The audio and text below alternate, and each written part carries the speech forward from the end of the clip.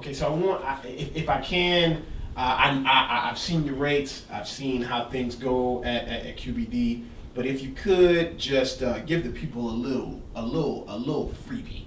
And I heard you talk at another interview with a gentleman, and I just was really taken back when you began to talk about the difference between demographics and psychographics, and why the average business owner doesn't understand or even know what psychographics is. And if you could just give that in a jewel form to maybe help the small business Joe, American Joe out there that doesn't understand what is psychographics versus demographics.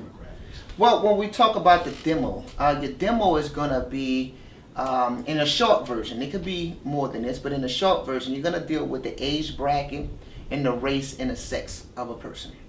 So typically, let's say if we have a product such as makeup. First of all, based off the type of makeup your company you said give them a tip. I'm going to bring them back some. Okay. First, you should go find a problem in the industry. And who's the problem for? What demographic of people? Okay.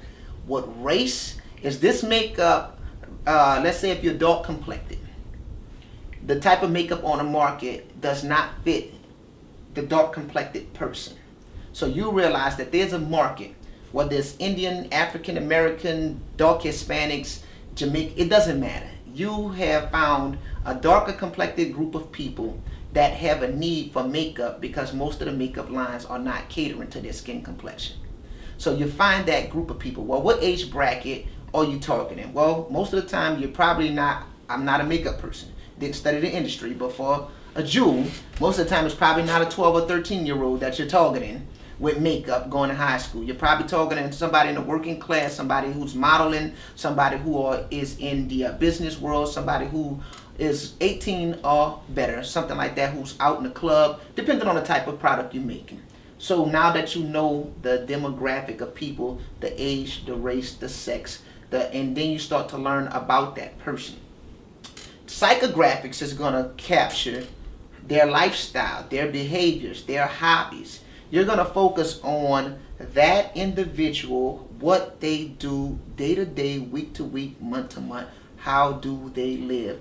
What do they think? What are their belief systems? Whatever they believe is how they're going to buy. However they live is how they're going to buy.